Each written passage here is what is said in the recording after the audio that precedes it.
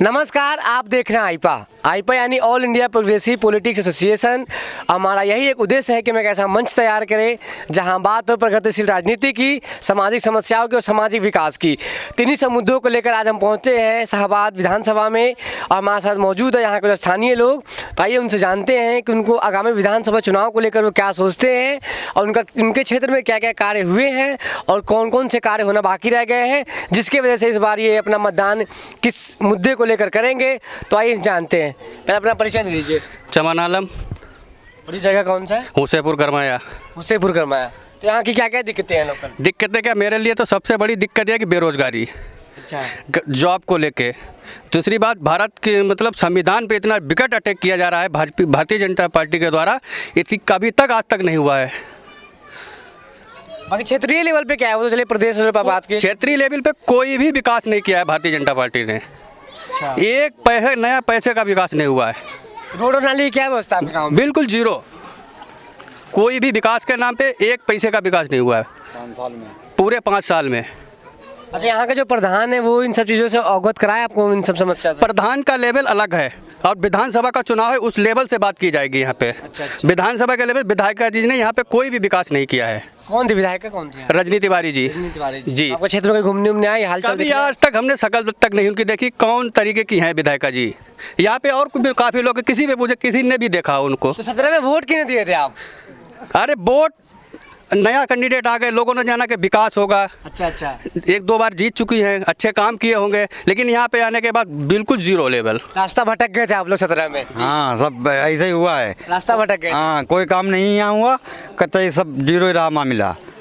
अच्छा, सरकारी सुविधाओं का जो लाभ ग्रामीण क्षेत्रों में सरकारें दे रही हैं, आवास का, शौचालय वगैरह का, तो ये सुविधाएं आप लोगों को मिल रही है? ये विकास होता है, शौचालय देना एक विकास है। तो खुले से शौच तो मुक्त हो जाएंगे ना आप? ऐसा कुछ नहीं है, मुक्त होना ये नहीं कहता है। विकास, शौचालय हो गया तो विकास हो गया। तो सब आधे अधूरे सब शौचालय पड़े हुए हैं, देख लीजिए चल के। किसी की छत नहीं है, किसी की लैट्रिन नहीं है, किसी की टोटी नहीं है, किसी का नल नहीं है, ये विकास हो गया है। आवास योजना मिला आप लोग को?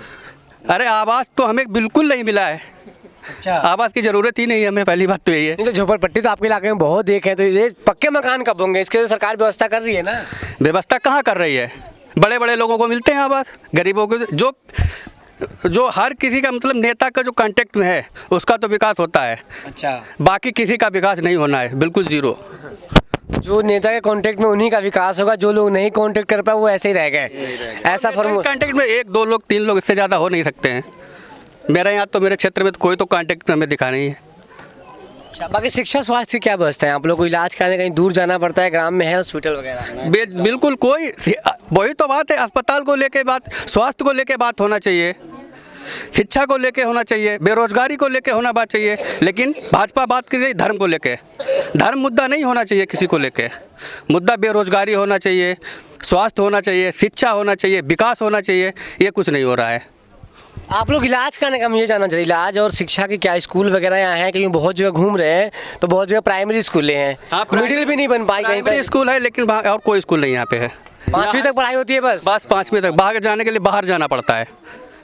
बाहर कहाँ, मतलब हरदोई? हरदोई जाइए, शाहबाद जाइए, शाहजहाँपुर जाइए, लखनऊ जाइए। ये तो काफ़ी दूर है, फिर कहाँ से जा पाएंगे? बात तो यही है, कोई विद्यालय यहाँ पे नहीं खुला है। इलाज के लिए भी ऐसे ही दूर जाना है? वही, इलाज के लिए भी दूर जाना है। हरदोई से पहले कोई इलाज नहीं है। किसी को अगर फीवर तक आ जाता है तो उसको भी शाहबाद भागना है, हरदोई भागना है, ये हाल है। तो बड़ा मतलब अजीब परिस्थिति बता रहे हैं आप। जो सरकार अस्पताल या कोई यहाँ अस्पताल, कोई स्कूल, कॉलेज कुछ नहीं यहाँ है।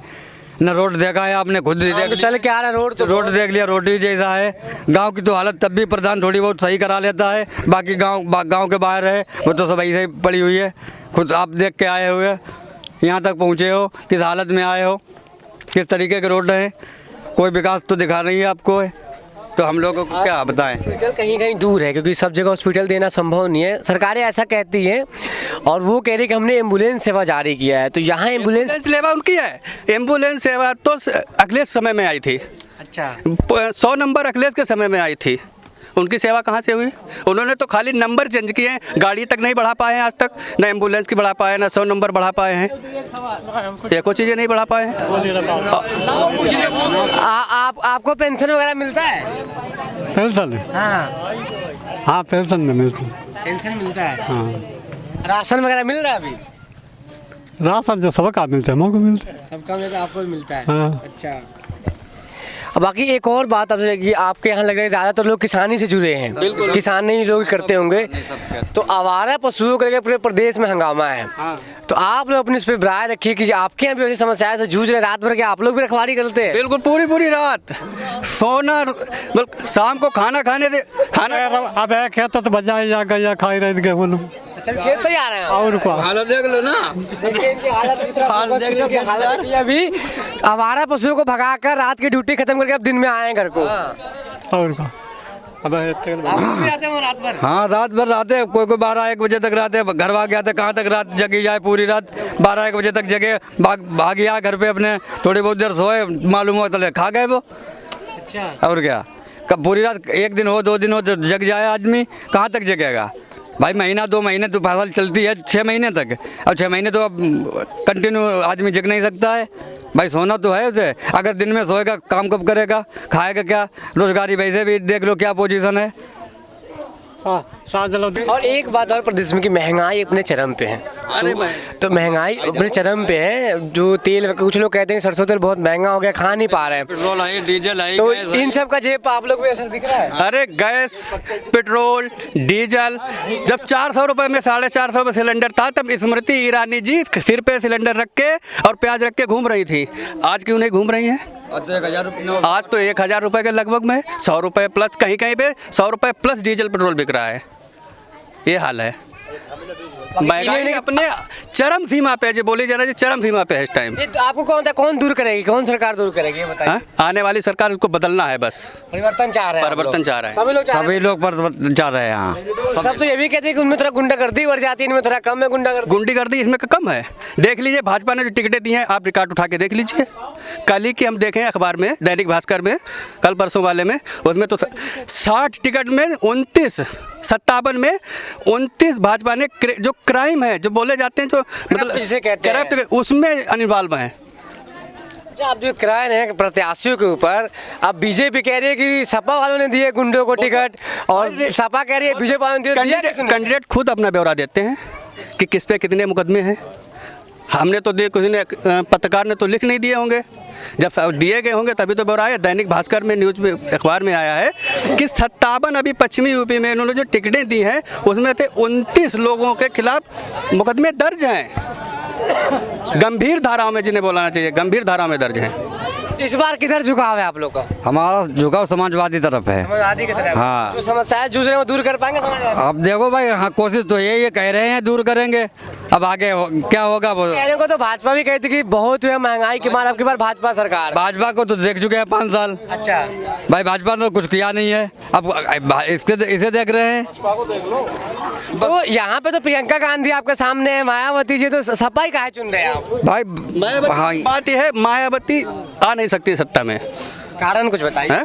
कारण उनका पॉलिसी कुछ इस तरीके थी कि एक लोग को लेकर उन्होंने बढ़ावा दिया था। अच्छा। सिर्फ एक लोगों को, नाम लेना नहीं चाहते, सबको ही पता है कि उन्हें किस लोगों को। तो वो तो कहती है हम दलितों का और अल्पसंख्यकों का हितैषी हैं। नहीं, अल्पसंख्यकों नहीं, दलितों का, सिर्फ दलितों का आप कहना सिर्फ चाहेंगे? दलितों का। हाँ, तो प्रियंका गांधी को काहे चुन रहे हो? हैं? वो भी तो कहती है हम 70 साल से देश को वो चला रहे हैं। भाजपा को नहीं हटा सकती हैं। भाजपा को सिर्फ एक विकल्प है, अखिलेश यादव हटाने का। तो ये मानते हैं अखिलेश में वो दम है, वो ताकत और जज्बा है जो भाजपा को हटा सकती है, बाकी इनको नहीं लग रहा है कोई और पार्टी हटा सकती है। हाँ, कोई पार्टी नहीं हटा पाएगी, सिर्फ वो सपा में ही दम है। सपा में दम है जो भाजपा को हटा सकती है, और सपा ही हटाएगी भाजपा को पूरी उम्मीद के साथ। पूरी उम्मीद के साथ।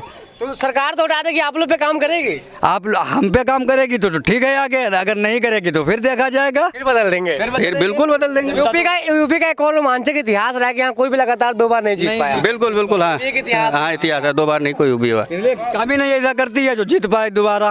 काम ही नहीं ऐसा करती है। और क्या, अगर काम करेगी दोबारा जरूर होगी, और जब काम नहीं करेगी तो कैसे होगी दोबारा। किन किन मुद्दों से मतलब उठकर दे रहे हैं आप? महंगाई, बेरोजगारी, शिक्षा, स्वास्थ्य, ये मुद्दे हैं मेरे। इन मतलब विकास, प्रगतिशील राजनीति पे आप वोट देना चाह रहे हैं? बिल्कुल बिल्कुल, प्रगतिशील में मुद्दों की बात हो, हाँ। धर्म से उठकर। धर्म से काफ़ी उठ के बात करना चाहते हैं। धर्म, हम लोग भाईचारा चाहते हैं, आपस में सब लोग मिलजुल के रहें। चाहे हिंदू, खून किसी का बदला हुआ नहीं, सबका, मेरा भी, आपका भी लाल होगा, मेरा भी लाल होगा। हम लोग सब भाईचारा चाह रहे हैं। तो यहाँ पे आपने देखा तो ये जो इस बार चुनाव में अगर मतदान कर रहे हैं तो ये बहुत कुछ सोच के कर रहे हैं और ये चाहते हैं प्रगतिशील राजनीति पे इस बार मतदान करेंगे, जहाँ बात होगी रोजगार की, महंगाई की, शिक्षा की और स्वास्थ्य की। जो इनको ये सुविधा देंगे उन्हें इस बार वोट देंगे। और इनका मानना है अगर ये अगर सरकार काम नहीं करेंगी तो फिर बदल देंगे, फिर दूसरों को मौका देंगे, ताकि जो उन सत्ता को भी डर रहे कि अगर हम काम नहीं करेंगे तो हमें बदल दिया जाएगा, हमें मौका नहीं दिया जाएगा। तो इनकी बहुत अच्छा सोच है और इसी मुद्दे को आगे बढ़ा के इस बार मतदान करेंगे ये। तो आप देखे थे आईपा, और आईपा यही चाहती है कि ऐसा मंच तैयार हो जहाँ पर सिर्फ और सिर्फ बात हो प्रगतिशील राजनीति की, सामाजिक समस्याओं की और सामाजिक विकास की, यानी जाति धर्म से उठकर सिर्फ और सिर्फ मुद्दे की बात हो। तो आप देखते रहिए आईपा, जो भी सुझाव हमें कमेंट कर जरूर बताएं। आप देखते रहिए, धन्यवाद।